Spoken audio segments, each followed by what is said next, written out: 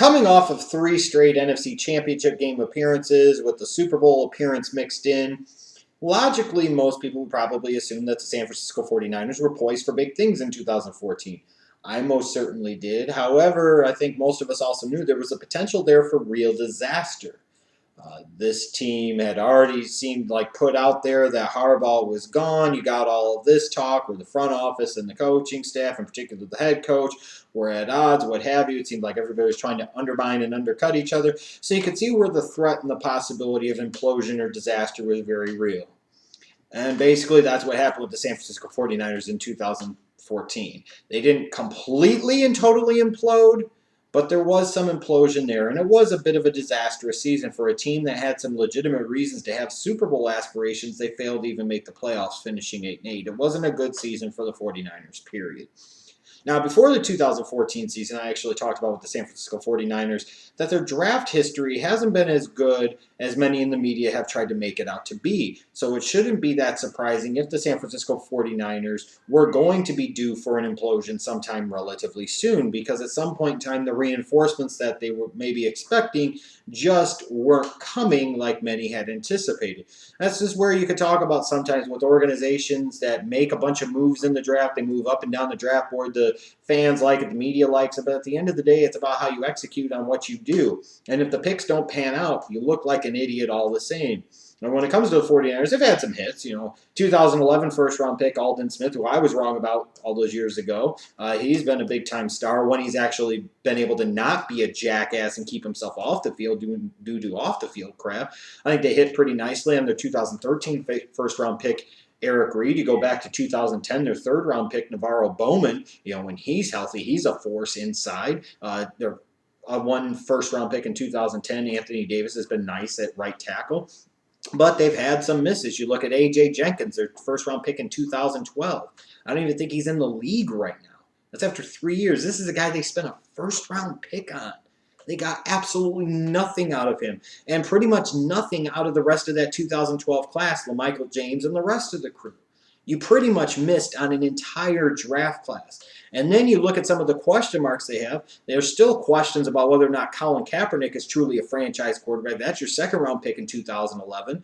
You look at 2014 first-round pick Jimmy Ward. You really didn't get much out of him as a rookie. And you look at the 2013 class, the class that had so many risk-reward type of picks like Tank Carradine and Corey Lemonnier and Marcus Lattimore and so on and so forth. They really haven't gotten much in the way of production out of that class whatsoever. So you're talking about outside of Eric Reed, 2012 gave him nothing at all, including most especially the first-round pick A.J. Jenkins. And after Eric Reed in 2013, they've really gotten nothing else out of that class. So that's 2 draft classes where they really didn't get anything out of it. And then you look at 2014, again, Jimmy Ward really didn't give them much of anything. Their third-round pick, Chris Borland, retired after 1 season. So that's another pick that they basically got and long-term nothing out of whatsoever. So this draft history for the 49ers indicates that 2014 implosion was about more than just simply the problems between the head coach and the front office, and that this was something that was in the works for a while and could get worse before it gets better. You look at this offseason. This was an ugly offseason for the 49ers. A lot of changes. Jim Harbaugh gone. Jim Tomsula takes over as head coach. A lot of people think that's a yes-man puppet type of hiring and a joke hiring. I guess ultimately time will tell. Patrick Willis, the face of that defense for many years, he retired. And Chris Borland, as I previously referenced, their third-round pick from last year that showed so much promise when he was put into action, he's retired. Now you've got a gaping void right there in the middle of that 3-4 defense. You look at the offense, an offense that was underwhelming to begin with in 2014, lost several key pieces. Frank Gore is gone. Mike Iupati is gone. Michael Crabtree is gone. Stevie Johnson is gone. Also, several guys that were contributors to that offense last year that aren't a part of the fold anymore, and they're really, outside of maybe Gore, there really aren't any in-house replacements currently at those positions. You look at the defense as well. You lose Ray McDonald. You lose Parrish Cox. You lose Chris Culliver. I mean, there are several guys on both sides of the ball on a team that was lacking in depth in some areas, even though people believe this team is deeper than it actually is.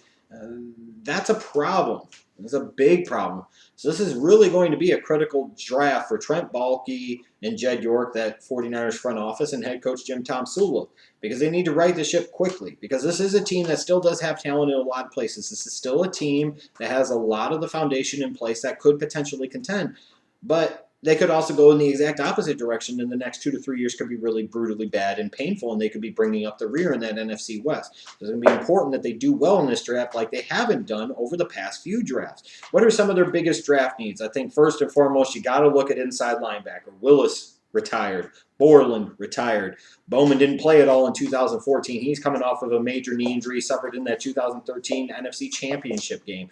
So even if Bowman is back to being the stud that he once was, you still need somebody to start opposite him. And if not, then you have potentially needs at both inside linebacker positions. That's a huge problem and a huge gaping void right in the middle of that 49ers defense.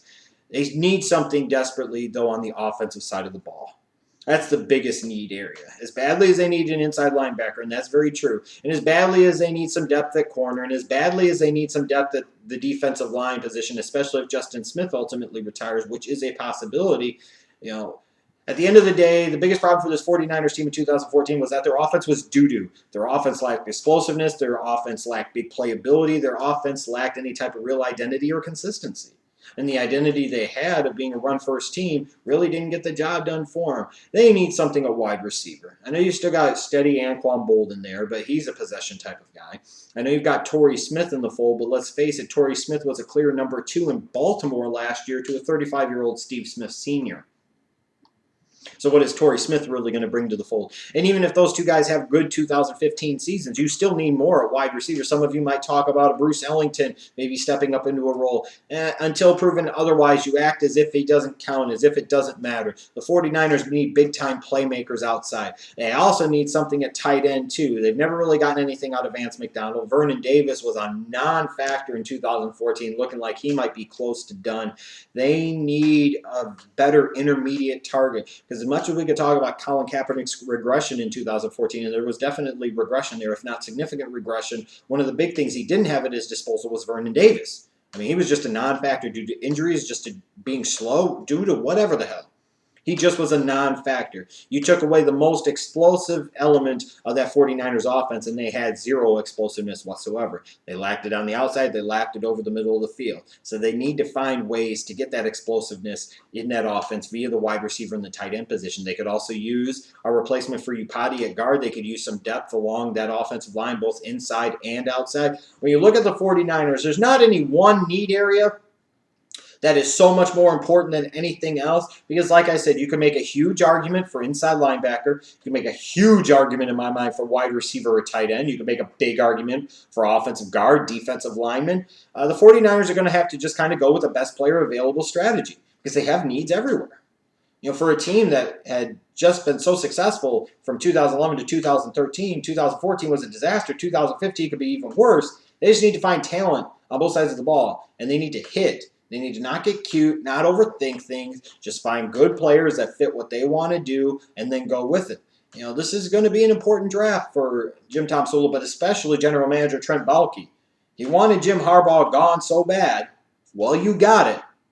Just be careful what you wish for, because you might soon be following his ass out of the door in San Francisco.